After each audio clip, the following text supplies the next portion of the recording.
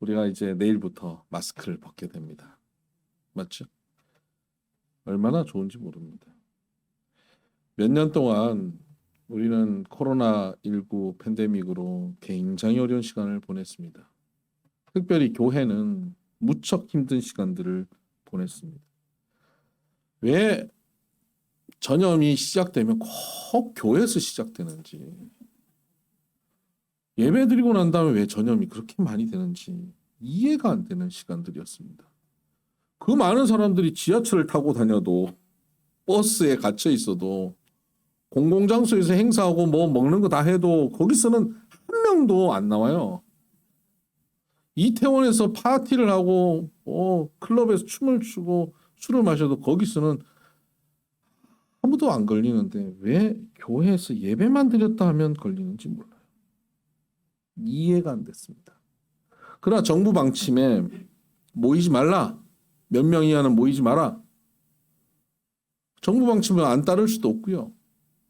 또 언론에서 교회를 뭐 이런저런 보도로 교회를 보도하니까 이웃들에게 무책임한 크리스찬으로 비칠 수가 없어서 우리가 예배를 다 모여 드릴 수가 없었습니다. 한 번은 제가 주일날 아침에 교회를 오려고 양복을 입고 성경을 들고 지하 주차장을 가는데 이러고 있는 저를 발견했어요.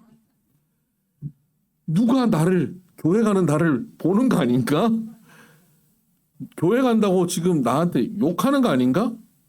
아니, 목사도 그렇게 위축이 될 정도의 분위기에 처해 있었어요. 그럼에도 불구하고 우리는 정부 방침에 따라서 열심히 교회 나왔습니다. 그 방침이 19명이면 19명까지 여기 예배드리고 나머지는 또 각각 방방에 또 흩어져서 예배를 드리기도 하고 그렇게 해서 우리가 모이려고 애를 썼고요. 또 못 나오는 분들은 유튜브로 또 밴드로 함께 온라인으로 함께 예배를 드렸습니다. 이렇게 예배 드리는 모습을 보면서 불신자들은 이해가 안 됐나 봅니다. 아니 각자 뭐 하나님 믿으면 각자 집에서 기도하고 찬양 한 곡 하고 성경 읽고 하면 되지. 뭘 그걸 굳이 교회를 가서 예배를 꼭 드려야 된다고 예배에 그렇게 목숨을 거냐. 뭐 이렇게 유별나게 신앙생활 하려고 하냐. 이런 성도들이 이런 불신자들의 질문들이 있었어요. 그때 우리가 뭐라고 대답합니까? 여러분 뭐라고 대답했습니까? 그래도 예배는 드려야지. 그래도 교회는 가야 돼. 이렇게 얘기하셨습니까? 설득력이 없습니다. 그리고 스스로도 그런 얘기를 들으면서 맞아. 뭐 좀 빠져서 그냥 집에서 예배 드리면 되지. 뭐 요새 뭐 TV에 다 설교 나오고 하는데 그렇게 드리면 되지. 뭐 굳이 교회를 가야 되나? 라는 생각을 혹 하신 분들도 계셨을 것입니다. 왜 기독교인들은 주일마다 교회를 와서 예배를 드려야 하는가? 예배가 왜 이렇게 중요한가에 대해서 오늘 좀 말씀을 나누려고 합니다. 예배가 중요한 이유는 성경적 배경이 있습니다. 모세오경 중에 레위기라고 하는 성경이 있죠. 창세기, 출애굽기, 레위기, 민수기, 신명기 이 모세오경인데 그 중에 중간에 있는 책, 가장 기준이 되는 책입니다. 이것은 하나님께서 애굽에서 종살이하고 있던 사람들을 불러내서 하나님의 백성 삼아주시면서 야 너희들이 이제 내 백성이고 내 백성답게 살아가고 여기 하나님 나라가 이루어질 텐데 여러분 새로운 나라를 만들면요 그 나라의 법이 세워지는 것 아니겠습니까? 여러분 이 땅에 전에 조선이라고 하는 나라가 있었지 않습니까? 그때는 조선의 법에 따라서 움직였습니다. 그러나 지금은 뭡니까? 대한민국의 법에 따라 움직이는 것 아닙니까? 지금도 조선법 가지고 얘기하면 안 되지요. 지금은 대한민국 법을 가지고 얘기해야 되는 거예요. 과거에는 그들이 자기 육신의 법, 세상의 법 가지고 살았던 사람들인데 이제 하나님의 백성 되었으니까 이제는 너희가 하나님의 법을 따라 살아야 된다라고 말씀하시면서 그 법을 알려주신 내용이 뭐냐면 레위기입니다. 그래서 레위기는 법전이죠. 근데 이 레위기에 많은 법이 있습니다. 이거 하지 마라, 저거 하지 마라, 이거 먹지 마라. 많은 법이 있는데 그 법을 다 지킬 수 있을까요? 없습니다. 여러분 신호위반 한 번도 안 하신 분 손 들어보세요. 여러분 뭐 세상에 법 한 번 안 어겨본 분 계십니까? 없어요. 하나님의 법 레위기 말씀을 주셔서 그 법대로 지키고 살아라고 말씀하셨지만 그 법대로 지킬 사람이 없어요. 성경도 그걸 우리에게 말씀하고 있습니다. 육신이 연약하여 할 수 없는 그것이라고 말씀합니다. 율법을 우리는 육신이 연약해서 지킬 수 없다는 것을 아셔요. 그래서 하나님의 백성대로 하나님의 말씀대로 내가 살아보겠다고 다짐하지만 자꾸 넘어지는 거예요. 죄 짓는 거예요. 실수하는 거예요. 내 육신의 정욕 가운데 실패하고 좌절하게 되는 거예요. 그런 우리들이 여러분 그 있잖아요. 저 많이 해봤는데 내가 오늘 저녁부터는 저녁을 안 먹고 5시 이후엔 저녁을 안 먹고 내가 버텨야지. 많이 해봤어요. 여러분 많이 해보셨죠? 그래서 계속 하세요? 하다가 넘어지고 하다가 넘어져요. 넘어지는데 또다시 어떤 계기가 시작되지 않으면 또다시 못해요. 그냥 에이 이왕 베린 몸 이러고 가는 거예요. 죄 짓는 것도 마찬가지예요. 하나님 말씀대로 살아봐야지 하는데 한 번 넘어졌어요. 전에 말씀대로 잘 살다가 한 번 딱 넘어지니까 에이 이왕 베린 몸 그러고 그 죄에 익숙하게 살아버리는 거예요. 타락 가운데 짝짓고 사는 거예요. 그런데 하나님께서 그런 백성들 이 땅의 사람들의 모습을 가장 잘 아시고 레위기에 뭘 말씀하시냐면 이런 법 저런 법 말씀하시다 가장 핵심되는 말씀 뭐냐면 제사법입니다. 예배를 드려라. 안식일에 예배 드려라. 일주일에 한 번씩입니다. 7일마다 하나님 앞에 예배 드려라. 그리고 1년에 3번 오순절, 칠칠절, 초막절 3번은 특별히 시간을 내어서 모든 남자들 성전으로 모여서 예배드려라. 예배드리라는 거예요. 그 외에도 매달 첫째 날 또 예배드리고 그 외에도 많아요. 예배드리는 것이. 그런데 이런 시스템을 갖춰놓은 거예요. 이런 시스템을 갖춰서 다 예배드리러 나와서 하나님 앞에 예배드려요. 근데 이 예배는 어떤 의미냐면 예배는 재물을 태우고 재물을 태우는데 재물이 나 대신 태워지는 거예요. 그러니까 과거에 나의 잘못하고 죄 지었던 나는 저 타서 없어진 거예요. 그리고 나는 뭐예요? 새로운 생명을 부여받는 겁니다. 죄 지었고 잘못한 것 하나님께서 용서하시고 이제는 새로운 사람으로 하나님께서 세워주셨다. 여러분 리셋해 주셨다 하는 뜻입니다. 여러분 이런 생각 해보셨어요? 사업하다가 어려워진 사람. 야 그때 그 3년 전에 그 투자할 때 그 투자건 그때 내가 그거 안 했었어야 되는데 그건 내가 그렇게 선택하는 게 아닌데 3년 전으로 다시 돌아가서 다시 투자할 수 있는 기회가 있으면 좋겠다. 이런 생각 해보셨어요? 리셋. 내가 20년 전에 그때 저 인간을 만나서 결혼하지 말았어야 되는데 생각 안 해보셨죠? 네, 안 해보셨을 거예요. 리셋. 우리의 인생에 있어서 리셋된다는 것은 상상할 수 없는 일이에요. 불가능한 일이에요. 없는 거예요. 과거의 것이 다시 리셋되지 않아요. 그런데 하나님이 우리를 리셋시켜 주시는 게 있어요. 다시 처음부터 다시 새롭게 물 좀 갖다 주실래요? 새롭게 하라고 하시는 것. 언제 새롭게 해주시냐면 예배 드림을 통하여 새롭게 해주시는 거예요. 그래서 예배가 중요합니다. 우린 죄짓고 넘어지고 실수하고 좌절하고 이왕 베린 몸하고 죄 가운데 흘러갈 수 있는 존재였지만 7일마다 예배 드리면서 리셋하는 거예요. 그래서 우리는 새 생명을 얻게 되고 그 리셋하는 가운데 하나님께서 그냥 리셋만 해주시는 게 아니라 하나님의 지혜를, 하나님의 사랑을, 하나님의 능력을, 하나님께서 우리에게 하나님의 모든 것을 공급하여 주셔요. 예배 현장에서. 그래서 지치고 피곤하고 실패하고 좌절하고 교회 갈 힘도 없는데 그냥 시스템상 뭐 일주일에 한 번씩 교회는 가야 되니까 교회 안 가면 자꾸 장로님이 막 뭐 왜 안 왔냐고 그러고 권사님 뭐 왜 안 왔냐고 그러고 이러니까 시스템에 끌려갖고 그냥 터덜 교회를 왔어요. 그냥 그렇게 예배를 드렸어요. 근데 그 예배를 드리는 그 시간이 그것이 하나님께서 준비하신 리셋의 시간이란 말이에요. 그 리셋의 시간을 통해서 우리가 완전히 새로워지는 겁니다.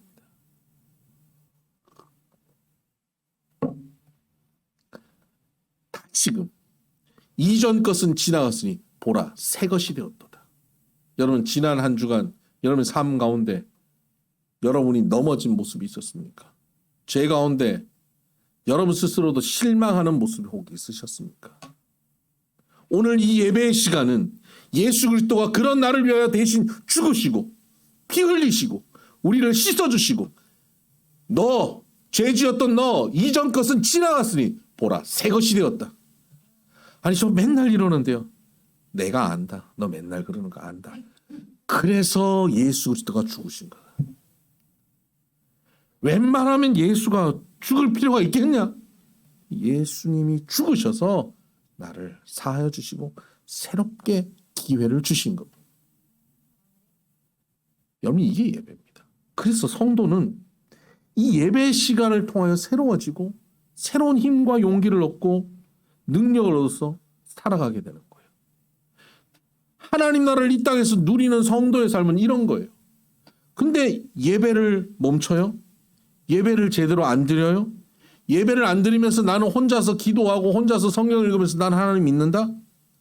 그런 신앙은 없어요. 그런 신앙은 제대로 된 신앙이 아니에요. 혼자서 믿는다는 것은요. 내가 믿는 그 믿음, 내가 믿는 그것은 내 의지와 내 결단 가지고 내가 철저하게 말씀대로 살아보겠다는 다짐인데 여러분 이런 사람이 혹 여러분 주변에 있으면요. 그 사람 피하시기를 바라요. 그 사람은 굉장히 교만한 사람입니다. 말씀대로 나는 이렇게 철저하게 살아. 그럼 그 사람은 모든 사람을 판단해요. 너는 왜 그렇게 안 살아? 이렇게 돼요. 그 사람 교만한 거예요. 자기도 그렇게 안 살면서 안 사는 척할 뿐이에요. 교만하고 거짓말장이에요. 여러분 믿음의 삶은 자기 힘으로 자기 결단으로 자기 의지적인 모습으로 걸어갈 수 있는 길이 아니에요. 내 의지는 넘어지고 내 결단은 넘어지지만 깨지지만 그때마다 하나님의 은혜로 새롭게 리셋시켜 주셨어. 예배를 통하여 새롭게 해주심으로 또다시 걸어가는 걸음이 신앙의 걸음. 그래서 믿음도 내가 믿어야지 한다고 믿어지는 게 아니라 믿음 하나도 없는데 예배 시간에 와서 찬양하고 말씀 듣고 성도들과 차 한잔하고 하는 그 과정을 통해서 나도 모르게 믿음이 생기는 거예요. 그래서 믿음은 선물이에요. 믿음은 들음에서 나는 거지 내가 믿어야겠다라고 결단하는 데서 나오는 게 아니에요. 오늘 여기 결단 안 하신 분들 계시죠? 그냥 여기 앉아있는데 믿음이 스물스물 생기게 돼요. 계속 나오시면 그 믿음이 점점 커져가요. 지난 한 주간 넘어졌던 분들 계십니까? 오늘 하나님께 새롭게 해주실 거예요. 여러분 리셋시켜 주시고 여러분 새로운 기회를 얻은 거예요. 그래도 나는 아니야. 나는 안 돼. 나는 또 넘어질 거야. 이런 마음은 누가 주는 겁니까? 마귀가 주는 거예요. 하나님께서는 우리 죄를 사하시고 이렇게 말씀하셨어요. 기억지 않는다라고 말씀하셨어요. 하나님도 기억하지 않는데 그 굳이 기억하게 만드는 건 누구냐? 마귀예요. 마귀는 그래서 참소하는 자다. 계속 그걸 고발하는 자예요. 쟤 그랬어요. 쟤 그랬어요. 저 집사는요 맨날 그래요. 그게 마귀 짓이에요. 하나님께서는 몰라. 난 기억하지 않아.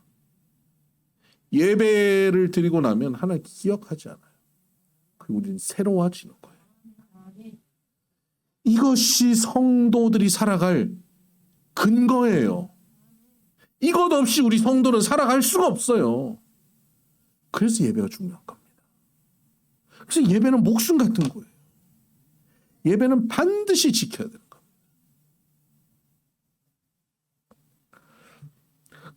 그러면 이렇게 설명하면 아 그래 뭐 불신자들이 아 그래 너희 성도들이 그 예배가 너희들이 그렇게 중요한 거 알겠는데 근데 굳이 다 모여서 드려야 되냐? 뭐 집에서 각자 그냥 TV로 온라인으로 드리면 되지. 굳이 모여서 드려야 되냐? 이런 질문을 할 수 있습니다. 그때 우리는 뭐라고 대답해야 되냐면요. 네, 모여야 합니다라고 대답해야 합니다. 왜냐하면 하나님께서는 레위기에 이 제사 예배에 대한 말씀을 알려주시면서 특별히 예배는 여기서 드려야 한다라고 장소를 지정해 주셨어요. 성막에 모여서 예배해라. 나중에 그것이 성전이 되죠. 성전에서 드려야 된다라고 말씀해 주신 거예요. 어떤 사람이 자기가 죄를 지었어요. 그 죄 씻음을 위해서 속죄제를 지내야 돼요. 그러면 그 사람은 어떻게 해야 되냐면 자기 집에서 기르던 어린 양을 아주 흠없는 양을 하나 골라서 데리고 집에서 출발해야 돼요. 어디로 가야 됩니까? 가장 가까운 곳에 산 좋고 물 좋은 곳에 가가지고 양 잡아가지고 하나님 앞에 제사 지내는 게 아니에요. 하나님께서 정하신 장소, 성막, 성전으로 가야 돼요. 그 성막이 예전에는 실로라고 하는 지역에 있었고 나중에는 솔로몬이 성전을 지으면서 성전이 예루살렘에 있게 됩니다. 여러분 그 성전으로 양을 끌고 가야 되는데요. 예루살렘 근처에 사는 사람은 한 2시간 걸어가면 성전에 도달하겠죠. 저 갈릴리 지역에 있는 사람들은요. 며칠을 걸어가야 돼요. 아유 불편한데 이 근처에서 그냥 예배 드리면 안 될까요? 예배는 편의성을 따지는 게 아니에요. 예배는 하나님을 만나는 놀라운 역사가 있는 거예요. 여러분 대통령 한 명을 만난다 그래도 시간 장소 결정하고 그곳에 가는데 신상 다 털리고 말이죠. 가가지고 다 이렇게 경호 파트에서 다 이렇게 검사하고 그러고 들어가요. 에이 굳이 그런 데까지 가서 만나야 되나? 뭐 그냥 우리 집에 잠깐 오면 안 돼요? 상상할 수 있는 일입니까? 하나님을 만나는데 하나님이 정한 장소가 있는데 정한 방식이 있는데 그 방식과 장소로 나아가야죠. 며칠 걸려도 거기 가서 예배드려야 예배인 거예요. 그래서 예배를 드린다는 것은 그냥 집에서 TV 보고 예배드리는 게 아니에요. 예배드리는 것은 정한 장소에 가서 하나님께 예배하는 겁니다. 그래서 여러분이 교회를 나오는 그 순간부터 예배가 시작되는 겁니다. 갈릴리 지역에서 양을 끌고 예루살렘을 향해 출발하는 그 걸음이 예배예요. 오늘 여러분 아침에 준비하시는 그때 세수하시고 화장하시고 옷을 고르면서 입을 옷이 하나도 없어. 이게 다 예배예요. 그럼 오는 그 과정 이게 예배예요. 예배를 드리고 있는 겁니다. 그런데 여기 질문이 있죠. 그러면 여기 죽전 비손교회 이 공간이 성전입니까? 여러분 어떻습니까? 이 공간이 성전입니까? 아니에요. 그럼 좀 더 크고 화려하게 지어놓은 교회 예배당 그 밖에 보니까 성전 이렇게 적혀 있는데 거기가 성전일까요? 아니에요. 이 땅에 건물로서 성전은 없습니다. 존재하지 않습니다. 하나님께서 설계해 주시고 그 설계대로 지어진 성전은 이 땅에 딱 3번 있었습니다. 첫 번째 솔로몬이 지은 성전. 그 다음에 나중에 포로에서 돌아와서 스룹바벨이 지은 성전. 그 다음에 예수님 당시에 헤롯 왕이 지은 헤롯 성전. 3번의 성전이 있었을 뿐입니다. 그리고 헤롯 성전이 무너지고 나서 지금까지 성전은 지어진 적이 없습니다. 성전 비스무리하게는 지었지만 그건 성당이고 예배당이었지 성전은 지어진 적 없습니다. 성전은 없습니다. 건물로서의 성전은 없어요. 그러면 이제 뭡니까? 고린도전서 3장 16절 이하에 보면 이렇게 말씀하십니다. 너희가 성전인 것과 성령이 너희 가운데 거하시는 것을 알지 못하느냐? 이제는 너희가 성전입니다. 저와 여러분이 성전이라고요. 우리 모임이 성전이에요. 성전에서 너희를 만나겠다라고 말씀해 주셨는데 이제는 이 모임 가운데 만나시는 거예요. 이 모임이 뭡니까? 예수님이 머리 되고 우리가 몸 된, 예수님의 몸이 된 바로 교회 공동체, 이것이 성전이에요. 그럼 여기가 성전입니까? 아닙니까? 성전입니다. 이 장소, 이 건물이 성전이 아니라 우리가 여기 모였기 때문에 이곳이 성전이에요. 두세 사람이 내 이름으로 모인 곳에 내가 그들과 함께 하신다라고 주님이 말씀하셨습니다. 바로 성전 가운데, 성전된 교회 공동체 모임 가운데 주님께서 함께하고 계시는 겁니다. 이 모이기 위해 우리는 이 모임을 잘하기 위해서 편의시설을 만들고 그걸 예배당이라고 꾸미고 그곳에 우리는 정기적으로 모이게 되죠. 그것이 교회이고 교회 건물이고 그 모이는 모임이 성전이죠. 이 성전 가운데 주님께서 함께 하시고 주님께서 함께 하시는 이 성전 가운데 사단이 공격할 수가 없게 됩니다. 그래서 예수님께서 이렇게 말씀하셨습니다. 음부의 권세가, 이 사단의 권세, 마귀의 권세가 교회를 이기지 못하리라. 할렐루야. 음부의 권세는 교회를 못 이겨요. 그런데 여러분 한 사람 한 사람은 이길 수 있을까요? 없을까요? 이겨요.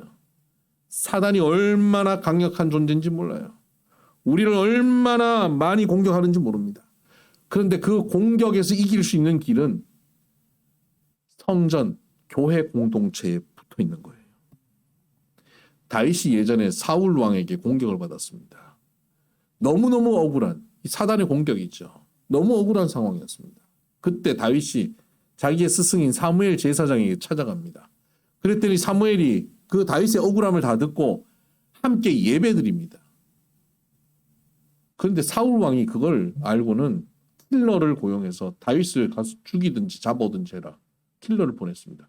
보내니까 이들이 가서 다윗이 어디 있어? 저기 예배드리고 있는데 예배 현장에 딱 들어가는 순간 그들에게 성령이 강하게 임해서 그들이 은혜 받아버려요. 너 죽여버릴 거야 그랬는데 할렐루야 이렇게 돼버리는 거예요.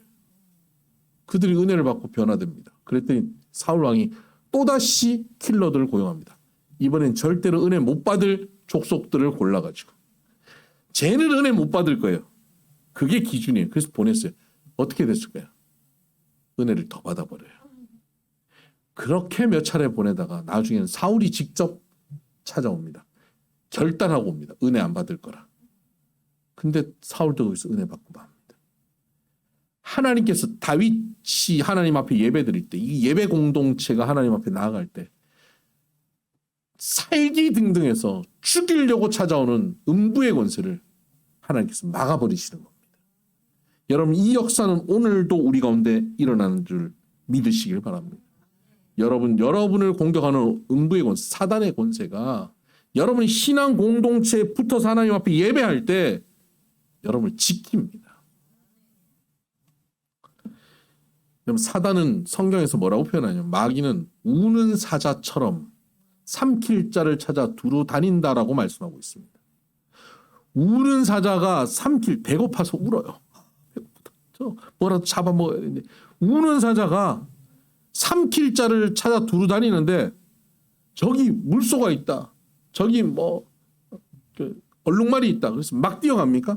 아니에요.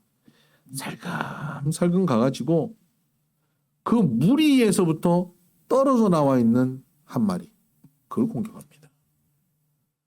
무리에서 떨어져 나와 있는 것을 공격할 때 먹을 수 있어요. 마귀가 우는 사자처럼 삼킬 자를 두루 찾아다니는데 누구를 찾을까요? 예배 현장에서 떨어져 나가는 사람. 교회 공동체에서 떨어져 나가는 사람. 그래서 바울과 바나바가 초대교회를 세우고 이 지역마다 교회들을 세우고는 순회를 하는데 그 교회 교인들이 질문합니다. 우리가 어떻게 해야 신앙생활 잘하고 어떻게 해야 하나님 나라를 누리고 살아갈 수 있죠? 바울과 바나바가 하는 얘기 딱 하나였습니다. 너희가 성경 열심히 공부하고 기도 열심히 하고 그거 아니에요. 딱 한마디. 교회에 붙어 있어라. 붙어 있어라. 아무 생각하지 말고 붙어 있어라. 억울해도 붙어 있고 짜증나도 붙어 있고 기분 나빠도 붙어 있고 붙어 있어라. 신앙 공동체, 예배 공동체에 붙어 있는 것이 살 길이에요. 이런 관점에서 보면 지난 몇 년 동안 우리 한국 교회는 정말 위기 가운데 처해 있었습니다. 아니 세계 교회가 기독교 역사가 가장 위기에 처한 시기가 지난 몇 년 코로나 팬데믹 시기였다 볼 수 있습니다. 처음에는 온라인으로 예배 드리고 1, 2주면 한두 달이면 끝날 줄 알았죠. 1년, 2년이 갈지 어떻게 알았습니까? 2년이 넘어 3년이 다 돼가는 시간. 그 시기를 흘러가면서 예배에 매주 나오던 성도들이 한 주, 2주 안 나오기 시작했고 처음에는 집에서 온라인으로 예배 드리면서 양복 입고 이렇게 앉아 있다가 나중엔 침대에 누워가지고 나중에는 침대에 틀어놓고 천정 보고 있다가 눈 감아버리고 이렇게 예배 드리는 성도들이 많아지다가 나중에는 그마저 그나마 온라인도 틀지 않는 이제는 완전히 떨어져 나간 성도가 되어버렸어요. 이제 팬데믹이 끝났음에도 불구하고 교회로 돌아오는 성도가 많지 않아요. 지금 찾아보니까 한 3, 40%가 교회로 돌아오지 않아요. 다 떨어져 나갔어요. 그 떨어져 나간 교회로 돌아오지 않는 성도들 사단이 어떻게 할까요? 우는 사자처럼 두루 다니며 삼킬 자다라고 발견하고 집어 삼켜버리는 거. 여러분 그래서 우리가 어쩌다가 한 주, 2주 빠질 수 있는 상황이 벌어질 수 있습니다. 어쩔 수 없이 빠져. 몸이 아파서 빠질 수도 있고요. 어쩔 수 없이 빠질 수가 있어요. 그럴 때 일단 최선을 다해서 예배에 빠지지 않아야 돼요. 무슨 약속을 잡고 해외를 나가고 하더라도 이 예배 시간을 맞추어서 비행기표를 예약을 하고요. 최대한 예배를 빠지지 않아야 되고 어쩔 수 없이 빠지면 긴장해야 합니다. 빠진 이 순간 나는 먹잇감이 될 가능성이 높다. 사단은 나를 이번 주에 시험할 가능성이 높다. 엄청난 긴장을 해야 합니다. 그 긴장하지 않으면 쓰러져요. 넘어집니다. 한 주 빠졌으면 그 다음 주 반드시 힘을 내서 나와야 돼요. 근데 한 주, 2주 빠지죠? 3주, 4주 되죠? 그 다음에 나올 힘을 잃어버려요. 사단의 공격이 그래요. 그러면 끝나는 겁니다. 사단의 식탁 위에 올라가는 겁니다. 그래서 성도는 뭘 해야 되냐면 모이기를 힘써야 합니다. 사단은 뭐 할까요? 모이는 걸 패하는 데 힘쓰겠죠. 그래서 고린도전서 3장 17절에 보면 누구든지 성전을 더럽히는 자는 하나님이 반드시 그를 멸하시리라 말씀하셨어요. 모이는 공동체를 더럽힌다는 게 뭘까요? 여기 예배당에 휴지 떨어뜨리는 걸까요? 아니에요. 모임을 파괴하는 거예요. 모이지 못하게 하는 거예요. 어떤 사람이 모이지 못하게 할까요? 교회 왔는데 상대방한테 기분 나쁘게 말하는 사람이 모이지 못하게 하는 사람. 나 저 인간 때문에 나 교회 안 가. 이렇게 되는 거예요. 나 저 사람 꼴 보기 싫어서 교회 안 가. 이렇게 되는 거예요. 요즘 세상 사람들이 뭐라 그럽니까? 저 김 사장이 교회 다니고 저 사람이 집 사고 장로 권사라는 얘기를 듣는데 그럼 난 교회는 안 가. 이렇게 돼요. 여러분 그런 교인이 바로 성전을 더럽히는 교인이고 그 교인을 향해서 하나님 뭐라고 말씀하시면 반드시 멸할 거라고 말씀하셨어요. 무서운 말씀입니다. 모이기를 힘쓰게 하는 것은 힘쓰는 사람은 어떤 사람입니까? 나만 열심히 교회 오는 게 아니라 모이는 것을 힘쓰는 사람은 저 사람도 교회 올 수 있도록 그 사람에게 마음을 열어주는 거예요. 교회 올 수 있도록 그를 존중하고 칭찬하고 격려하고 높여주고 인정하고 배려하는 거예요. 교회만 오면 오늘 그 화장 색깔이 조금 이상하다 자기. 자기는 왜 이렇게 옷을 입으면 이렇게 입어 언매치하게? 그런 거 꼭 얘기해야 되겠어요 그렇게? 그게 기분 나쁘게 만들고 교회를 못 오게 만드는 거예요. 그게 성전을 더럽히는 거예요. 꼭 언매치하죠. 패션 감각이 없죠. 그게 사실인데 사실을 꼭 얘기해야 되겠냐고. 사실을 얘기한다고 하나님 나라가 이루어지지 않아요. 하나님 나라는 사실을 말하는 데서 이루어지지 않고 진리를 선포하는 데서 이루어져요. 딱 볼 때 좀 마음에 안 들어. 헤어스타일도 마음에 안 들고 밥 먹는 태도도 마음에 안 들고 하는 짓이 마음에 안 들어. 그런데 참 자기는 참 내가 마음에 안 드는 행동만 한다. 이렇게 말하는 게 아니라 성도님 뭐 어디 있다 이제 나타났어. 내가 평생 성도님 같은 사람만 찾아다녔잖아. 이게 사실이에요, 거짓말이에요? 사실 아니죠. 거짓말이죠. 근데 내 안에 있는 모든 게 이미 거짓되고 욕심으로 가득하고 죄로 가득해 있어요. 이것이 사실로 나오면 이게 거짓된 거예요. 그런데 진리의 말씀이 나를 통해 나가는 거예요. 그 사람의 마음에 안 드는 모습이 보이는데 진리의 말씀은 뭡니까? 나 평생 당신 같은 사람 찾아다녔잖아. 오늘 내가 복 받았어. 이건 하나님의 시각이고 하나님의 말씀이에요. 그것을 선포해 주는 거예요. 그때 교회를 세우는 겁니다. 여러분, 우리는 평가자가 아니고 판단하는 사람이 아니고 우리는 검사 판사가 아니에요. 상대를 지적하는 사람이 아니에요. 우리는 상대를 칭찬하고 격려하라고 부름받은 사람들이에요. 그래서 우리 교회 비전교회 오면 지적하는 사람이 없습니다. 비전교회 오면 어떤 사람만 가득합니까? 박수 쳐주는 사람, 높여주는 사람, 인정하는 사람. 뭘 해도 인정해주는 거예요. 거짓말이에요? 그게 진리예요. 사실 내 마음의 진실대로 사는 것이 아니라 진리대로 사는 거예요. 그게 예배자의 모습이에요. 이게 예배 모이기를 힘쓰는 사람들의 모습입니다. 이렇게 우리 모이십시다. 이렇게 모여서 하나님 앞에 예배드립시다. 그때마다 하나님께서 우리를 리셋시켜 주시고 하나님의 새 힘과 능력을 공급하여 주실 것입니다. 기도하십시다.